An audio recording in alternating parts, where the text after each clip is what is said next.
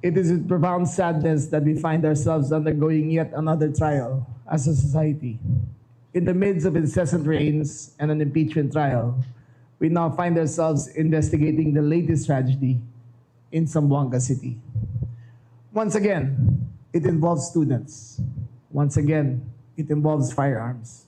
Once again, it has cost lives. If we must quarrel as a country about many things, let's not quarrel about this. The safety of our children is paramount to us all.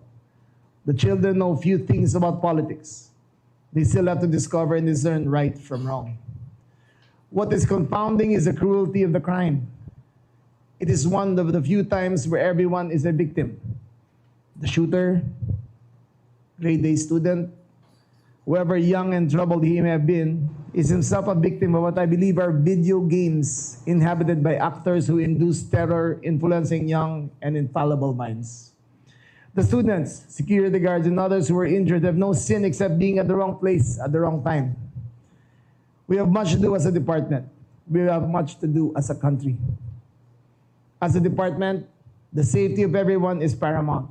Whether you're caught in a flood or a fire, or you find yourself in the crosshairs of a gunman, we should be protecting you. We should also protect ourselves. Gun ownership is a privilege accorded to those who need to protect themselves. But that privilege carries with it not only the responsibility of ownership, but the responsibility of safekeeping. One cannot exist without the other. We will take the necessary steps to ensure that this kind of tragedy can be prevented. If that hurts the sensibilities of you or of the many, then let your voices be heard. We will make the hard choices in order to protect the Filipino people.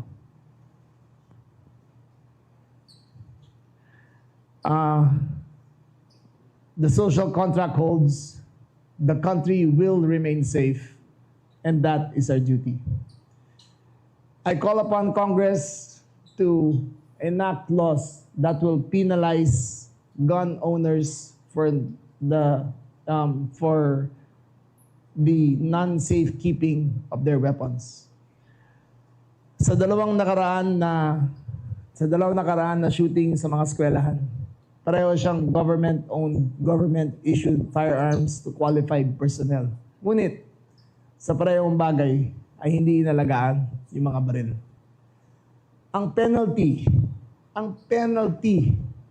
ng paggamit ng legal guns, kung kinuha lang ng bata at kinuha ng bata ang baril sa magulang o sa guardian, ang penalty ay reckless imprudence lamang. Walang penalty ang may hawak ng baril, ang may-ari ng baril. Ang penalty sa bata na bumaril ay treated as a juvenile. Isn't the owner of the gun equally responsible? I call upon Congress to review the laws on loose firearms. We went through the numbers. 98% of gun crimes are committed with loose firearms. The Robin Padilla law, which extinguished culpability and made it a bailable offense, has led to a surge of crime precisely because loose firearms is a bailable offense. I call upon Congress to make laws that make it once again non-bailable, that make it once again preventable. I call upon Congress to help us fight criminality, penalizing dismissed AFP and PNP personnel from owning not only firearms, but also their uniforms. Recent crimes have been committed by the use of dismissed AFP and PNP personnel using their previous uniforms and identifying themselves as police. That should be a crime as well. There are approximately 2.78 million firearms in the country. 2 million in the hands of private individuals, 780 in the hands of law enforcement. That goes with AFP, PNP, BGNP, Coast Guard, Bureau of Immigrations, Customs Police, NBI, and the others. this is a country where there are a lot of guns. But gun violence itself, legal gun violence itself, is not rampant. These are the few tragedies that are. So I ask Congress, help us, join us, help us fight criminality, impose the laws which will make a difference. Now, for the accounts which transpired during the shooting, I now turn it over to Chief Piety. Okay. Good morning to each and everyone. Of course, alam niyo yung kung ano nangyari. Yesterday, it was very sad and fortunate that we have another shooting incident. This is the second shooting incident that transpired inside the premises of the school. The first one, that shooting incident was in Tacloban last July 16, and the next is yesterday, early morning at about 7:40, upon entry of this student, a grade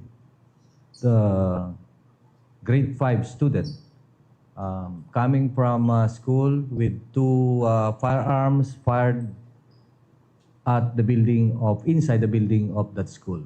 After the conduct of initial investigation, the probers were able to recover the firearms that were used and ammunitions that were intended and were used in these two firearms, a caliber 40 firearm and a caliber 9mm firearm.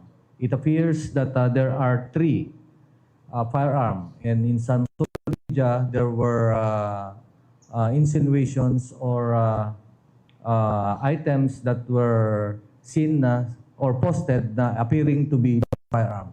It's not. It's only a gadget for the 9mm, particularly for the caliber 40. Yun yung Ronin na ginagamit. Okay? And ammunitions that were used and for usage intended for these two firearms.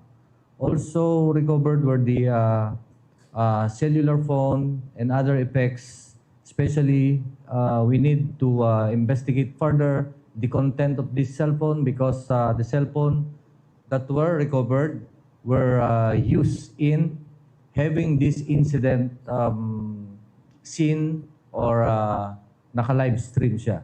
So we are looking into it. And several effects that are material to the conduct of investigation, especially so that we would like to find out the what's in the mind of this child.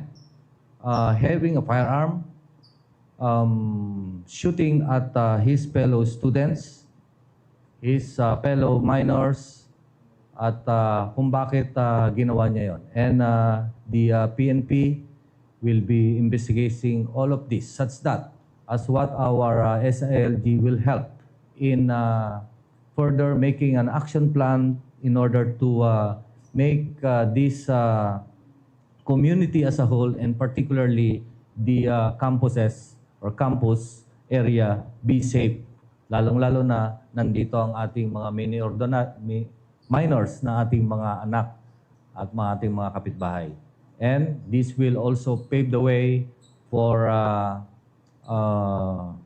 having a responsive or more responsive laws that we may implement, such that all of this will be for the peace and order and security of our community. Thank you. I will add further facts according to our investigation. Ateneo de Zamboanga had ilang security guards? 25 security guards employed. 15 were on duty that morning. 10 were on duty that night. Yung kotse po ay, yung sistema po sa Ateneo ay basta sa gate ka pumapasok ng pedestrian, ay titignan yung bagbok. Yung bata po ay sumakay sa kotse ng kanyang ama at hinatid siya at hindi na po kinakapkap at hindi titignan basta sumakay sa kotse.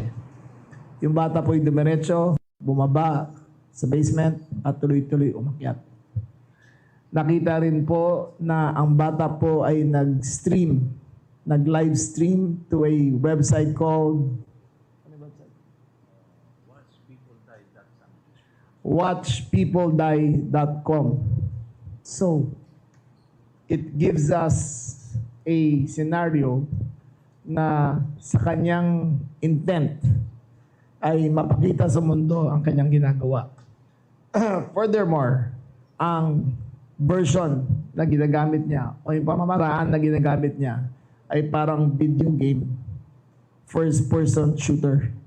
Nakakabit sa kanyang dibdib at habang ginagawa niya ay nila-live stream niya. Furthermore, there were 2 police vehicles outside Ateneo de Zamboanga. So kung preparation lang at deterrent, nakalagay lahat doon. But we need to go further. Fact number 1, yung may-ari ng baril, yung ama ng shooter, ay sinabi na ang kanyang gun bag ay naiwan niya lang sa kotse. At doon dinukot ng bata. We find it highly improbable. Basta nasa uniform police ka, nasa training niya yan ng gun safety and safekeeping. Lahat ng police dito sa tabi ko, ang turing nila sa kanilang baril ay parang asawa nila yan. Hindi nila iniiwan. Lagi nilang dala. Lahat kayo dito sa media, nandito ngayon, ay marami sa inyo ang gun owners. Meron ba sa inyong nag-iiwan ng baril sa kotse? We find that highly improbable. We still have to do forensic examination on the gadgets of the shooter. Hindi pa natin alam with certainty, but it is with great degree of confidence that he was influenced by the game of Roblox again, because of the manner of which we did it. Roblox in itself is not a dangerous game. It is the chat. It is the chat group that is beside it. Doon nagkakaroon ng biyuan. Doon nagkakaroon ng radicalization. I call upon Congress again to help us control and curb the use of first-person shooter games that influence these young minds. Australia had a great model. Bawal ang social media sa mga bata between so many years old. Baka panahon na tignan natin yon. Hindi ko sinasabi yan lang ang solusyon. Pero hindi naman one size fits all ang solusyon dito sa problema na to eh. Maraming kailangan gawin. Maraming kailangan gawin ng PNP. Maraming kailangan magtulungan ng Kongreso. Kailangan tutulungan ang lahat na may-ari ng baril. I believe that gun owners should be penalized for the non-safe keeping of their guns. Ngayon, again, ulitin ko, ang liability ng owner ng gun ay para ka lang nagpahiram ng kotse at yung umiram ay nakasagasa. Reckless imprudence. Pumatay na napakaraming tao pero reckless imprudence lang ang charge sa may-ari ng baril. I believe again, loose illegal firearms should be non-bailable. I don't think there should be an argument about that. If 98% of the crimes in this country are committed with loose firearms, it is time for the Philippines to crack down on the owners of these loose firearms. Give us the weapons we need to curb crime, and we will do better. Together, Congress, the executive, the department, the PNP, and all other agencies working together will make sure that all of this does not happen again. But it is a community effort. Sama-sama tayo. The department, the gun owners, the chief executives of the various provinces, sama-sama kami lahat yan. Sama-sama tayo lahat yan. Kahit kayo, kasama namin dito. Questions? Thank you very much, sir. We now proceed to the media question and answer. May we request everyone to keep your questions related to the issue being discussed. First to ask question is Ms. Leia Ilagan from UNTV. Morning. Morning. Sec. Sir, hindi lang yung mga shooting incident sa eskwelahan ang mga nangyari. May mga stabbing din po. Sir, ang DILG po ba makikipag-ugnayan din sa DepEd? Ano kaya ang magagawa natin dun, sir, para sa pagbabantay sa mga eskwelahan? Meron na kami memorandum circular na pipirmahan ng Department of Education. Number one, ang PNP ay nasa labas na ng lahat ng mga classrooms hatid sundo araw-araw. Pero ang hinihingi namin ay payagan yung mga barangay tanod ng maglagay ng station sa loob ng mga eskwelahan. Bakit? Kasi yung mga barangay tanod, kilala nila yung mga batang yan. Kilala nila. Pwede nilang kausapin. Pwede nilang sitahin. So, hinihingi namin na ay ng further security steps na pumasok doon. Number two, incidents of bullying should not be taken lightly. Nangyari yan sa Ateneo de Manila 10 years ago na may isang bully na ng Google Piron. Gumawa sila ng programa na mahusay sa Ateneo de Manila. At simula nun, hindi na nangyari ulit. Merong kantsawan na normal sa mga lalaki yan. Anak ko doon ang galing. Kasi sabi niya malakas ang kantsawan. Pero ang bullying halos wala na. So, there are steps that we can take together para mangyari yan. Pero may hakbang na kami ng DepEd para mangyari yan. Sir, ano daw kaya ang nagtulak based sa initial investigation doon sa bata? Hindi pa natin alam. It's too early to tell kung ano yan. We only will present you the facts. Thank you po. Next is June Veneracion from GMA. Sec, prior to the shooting, may mga indications ba yung bata na gagawin niya yung ginawa niya? As per reports, he was a grade A student. Parang top of his class. Top of his class siya. So, wala namang, so far, ang report ng Ateneo ay wala namang incidents of bullying sa kanya. We are going to check if there is kung ano ang nag-trigger ng kanyang depression. Kasi Roblox, yung chat group na yan, only encourages you. Pero deep down inside, may problema yung bata and we're trying to ascertain yan kung ano talaga siya. Yung grade 10 student, Sec, was he the intended target or random victim? We do not know. We do not know. Wala pa kami kasi hindi pa kompleto yung forensics nando doon eh. Pero for all accounts, yung bata daw yun eh, napakabait. Ano rin, honor student rin, pareho niya.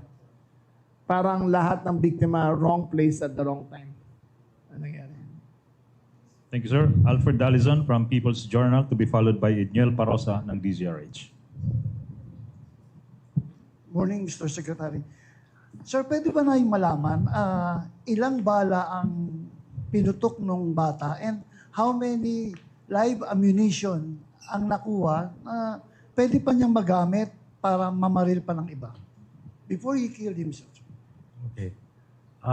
That is the thing that we would like to find out. Sinabi ko kanina, voluminous ammunitions were recovered that intended for Glock caliber 40 and Glock 9mm. And these items were either spent shells, bullet, nandito na sa harapan. Firearms, there are two firearms, one 9mm and caliber 40. If you're talking about live ammunition, there were two 9mm and 5 caliber 40. Ibig sabihin yan, unfired. Fired cartridges, ito yung mga kapsula. Fired cartridges 4 for 9mm and caliber 43. If you're saying that kung ilan ang nagamit ng firearms, ayun, there are 7. 7 fires. 7 yes, sir. A minimum of 7 firing, 4 from 9mm and 3 for caliber 40. Kaya sinasabi natin minimum kasi siyempre ang paghawak or ang ng scene is through this physical evidence. And then we're still interviewing or investigating each and everyone na nandun kung ilan yung narinig nila. Kasi malalaman natin yan kung meron pang hindi natin nare-recover. Maybe somebody pick it up or what. No? So that's the minimum. Sir, last question to SILG, sir.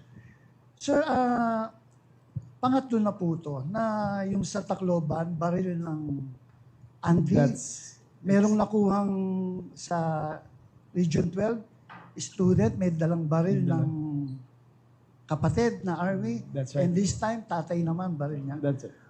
Pangalawa lang yung Yung sa active. na-active. Isa recovered na. Yeah.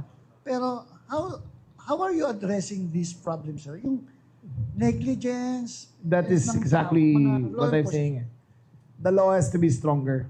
Lahat ng mga uniform personnel, meron niyang rules na kailangan nilang sundin. Number one nga dyan yung safekeeping, lalo na kung inuuwi. Lahat yan trained.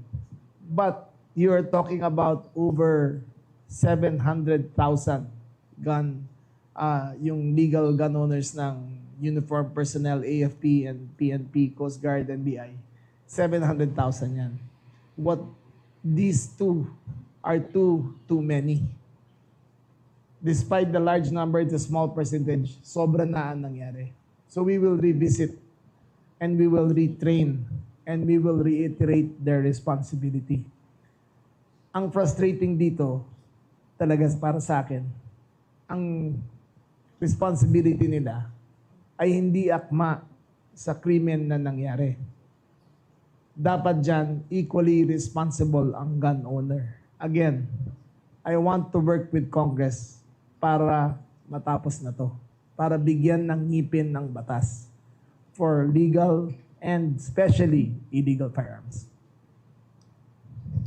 Edniel Paroza from DZRH. Hi, Shek, how did we come up doon sa info na Roblox, again, yung naging avenue para ma-radicalize itong bata? Nakita ba natin, sir, yung initial na trail nung pag-uusap nila through Roblox? So far, may witnesses na nakita siya naglalaro niyan. Pero wala pa kaming, hindi pa tapos ang forensic examination ng kanyang gadgets. So far, we would call it third hand ang nagsabi na gumagamit siya ron. But from the pattern, yung pattern na ginagamit niya na naka-live video feed tapos nilagay niya doon sa letthemdie.com, parang na-radicalize talaga yung bata. The child, according to reports, was a very exceptional student. Number 1 in his class.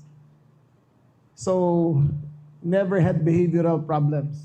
So, we are going to go through all of his gadgets para ma-ascertain namin na talagang ginamit niya yung Roblox para dito.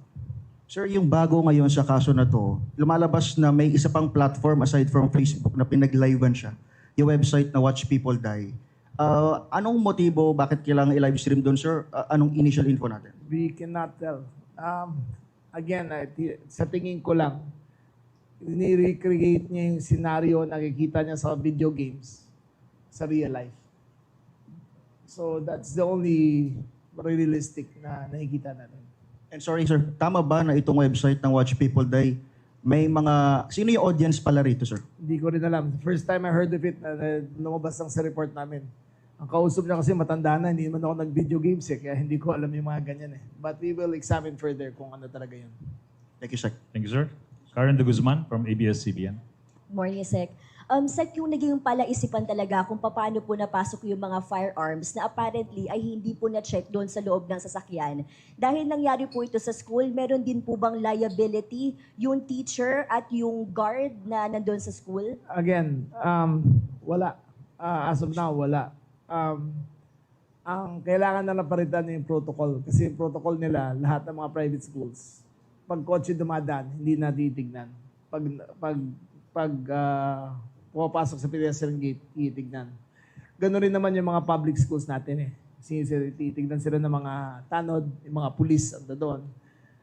Pero dito kasi, pinapasok yung kotse diretso papunta sa eskwelahan at walang sitahan. So sa tingin niyo po ba may lapses or may kailangan i-review doon sa Review protocol lang. na yan? Review lang. They've been doing the same thing for the last 50 years. Ganun ang ginagawa nila. Nailan nangyari to. So they have to review and they have to reformat their security measures. Sek, ang lumalabas po ngayon ay parang influence po siya nung gaming platform na sinasabi po ninyo. Pero may nabanggit po si Mayor, may kinalaman din po ba doon sa pagka-pressure niya sa kanyang grades, knowing na siya po Well, ay honor student? Tinitignan namin yon kasi nga number 1 siya sa class niya as of report. So titignan namin kung anong status ng mga grades niya. You have to understand that it is barely 26 hours since it's happened. So we will go through everything. Wala kaming stones unturned, pero titignan namin na lahat ng angle na yan. Narinig rin namin yung angle na yan, but hindi namin pwede sabihin for sure kasi hindi pa namin na-interview yung teacher na may hawak ng grades niya. Thank you, ma'am. Eden Santos from Net25. Last one? Uli na to? Okay na? Meron pa? Oh. Okay. Secretary Yes. Eden Santos po from Net25. Ito pong mga ganitong insidente ng karahasan sa mga paaralan ay parang gina-justify lang nito yung pangangailangan po ng confidential fund ng Department of Education. Sa tingin ninyo? I have no say on that. That's a trap question eh. So, wag na natin puntahan yan. Okay. I cannot talk for the Department of Education. I am not party to what they have, kung ano meron sila. But that question is loaded and unappreciated. Okay? Na-assume nyo lang po yan. What particular laws po yung gusto ninyo, Secretary, na ipasa po ng Kongreso aside from yung tungkol sa loose firearms? Well, I have said it already. Number 1, all gun owners, whether armed, whether uniformed or private, should have a punitive damage or should have penalties kung may ibang gumamit ng baril nila at nakapatay. Dapat yan. It is not as simple as a car na nakabangga. Ito ay buhay na nakasalalay. So, dapat may accessory penalties yan kung may ibang gumamit ng baril nila. Dapat, na number 2, we are looking at only one incident. But 98% of the incidents are loose firearms. 98%. Ang hinihingi ko sa Congress ay i-repeal na ang Robin Padilla Law at gawin ulit non-bailable ang loose firearms. Loose firearms po yan, ano? What about po yung sinusulong Secretary na babaan po yung edad? Gawing 12? Or ano pong natin nyo dyan? Ano pa yan? Kailangan pag-aralan rin. Kasi yung age of discernment na pinasa nila dyan, may problema rin ang PNP dyan. Kasi marami kaming nauhuli na drug mules ay 14 and below. Dahil alam nilang hindi makukulong. So even that has to be revisited kung ano ang gagawin. Thank you, Pero ma'am. last na lang po. Pero yun pong stand po ng DILG or kayo mismo personally, dapat bang babaan na talaga yung edad? That is a discussion we must have with Congress. Kung anong gagawin. Thank you po. Thank you, ma'am. Mr. Secretary, we have 3 more questions from Bea Pineza, IBC 13, Mark Macalala, DCWB, and Marlene Padiernos from DZMM. Okay, book mo ngayon. Sir, good morning. Ginagaya kita, sir. Mahaba book mo ngayon. Yes, sir. Mahaba na. Bagay. Sir. Thank you, sir. I'm flattered. Anyway, sir, going back to the issue, no, I just wanna ask po, kasi there are some informations na medyo different siya dun sa iba't ibang statement po kasi, no. May info na nagbaril sa sarili, may info na Yes. nahulog sa 5th floor. Ano po ba talaga ang tunay na Ang final finding natin ay nagbaril sa sarili, yung bata. Hindi siya tumalon. Mali yung initial report sa amin. Hindi siya tumalon. Nagbaril siya sa sarili. Pero sir, ano ba to? Na-corner po ba siya ng mga authorities or... Ito, hindi. Parang hindi. Parang mag-isa siyang gumawa doon. Everything happened between the span of parang 2 minutes to 3 minutes lang yan. Eh, no? Within 2 minutes lang yan eh. So, kahit yon yung reaction ng mga security guards, hindi pa sila umabot doon kung nasaan siya. Sir, last on my end, kasi may mga info din po na hindi naman daw po yung student na namatay yung target nitong Hindi natin alam kung sino target niya talaga. Pero tinitignan ba natin, sir, yung merong parang pagkukulang sa teachers? Kasi may mga info po na binuli at ipinahiya itong Again, estudyante. we're still at the stage of investigating.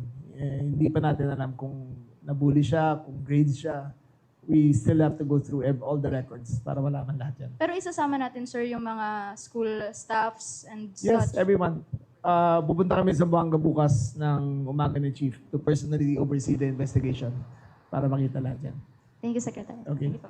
Thank you, ma'am. For our last question from Marlene Padiernos, DZMM. Sir, ako one question lang po, clarification lang. Kagaya po nung sa Tacloban, ito po bang CICL natin, meron din po ba siyang kasanayan or idea sa paghawak o paggamit ng baril? According to the father, wala. According to the father, wala. But we will investigate all shooting ranges kung nakikita yung bahay doon. Kasi maraming shooting range doon sa vicinity ng kung saan nangyari yun. So we are investigating kung meron silang sightings ng batang yun. But according to the father, wala siyang experience. Tapos, sir, doon po sa data natin, dalawa patay kasama si CICL. Pero may mga nasugatan po ba? Ilan po yun? Injured, one female, 15-year-old, injured siya, sustained gunshot wound on her back. Under stable condition. One, graze lang. Yung, graze lang. Parang napaso lang yung likod niya. Yung isa naman ay 16-year-old student, male, hinimatay nung nagkakaroon ng commotion. So, sir, yung pang kumakalat po na info na may guard daw po na namatay or nadamay, Fake walang news. ganon? Walang ganon. Fake news. Walang ganon. Thank you, sir. So Thank you, Sec. ang sinasabi namin sa inyo ngayon is to give you the full picture. Kasi in the absence of a briefing like this, nauuna ang fake news eh. So just to make it clear, okay? Para klaruhin lang to. Ang tinamaan, dalawa ang namatay. Yung CICL at saka yung injured. Isang babae na graze bullet on her back, tsaka isang hinimatay. Walang security guard na binaril. Walang teacher na binaril. Walang high-powered firearms na ginamit. Okay? Thank you, Sec.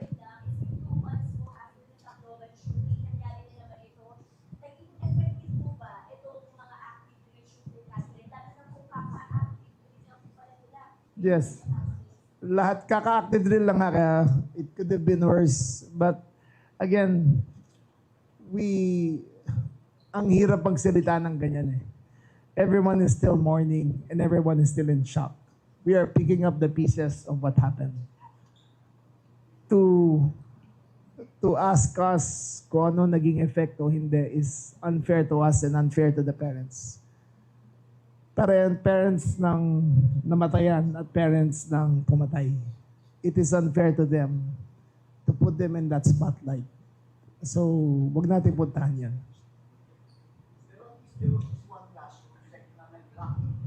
Yes, the active shooting work, the active drill work, nung pumutok yung mga baril, nag-lock yung mga according to drill. Andun yung mga police, nag-respond, pero nasa 4th floor. Before they could get to him, nagsarili na siya.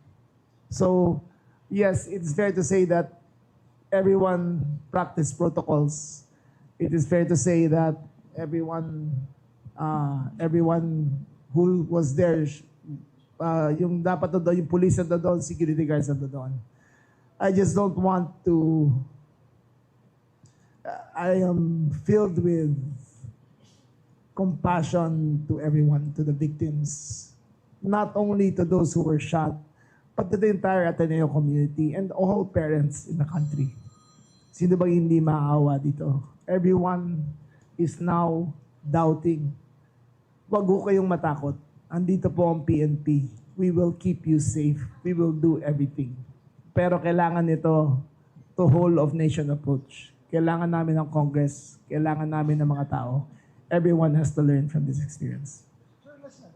Maybe anong baril yung ginamit ng bata? We don't know yet. 9mm ang ginamit niya. Outside the 40. Dalawa, 40 caliber at saka 9mm. 9mm yun sa sarili niya. Okay, thank you very much. Okay. That concludes our press briefing on behalf of the Department of the Interior and Local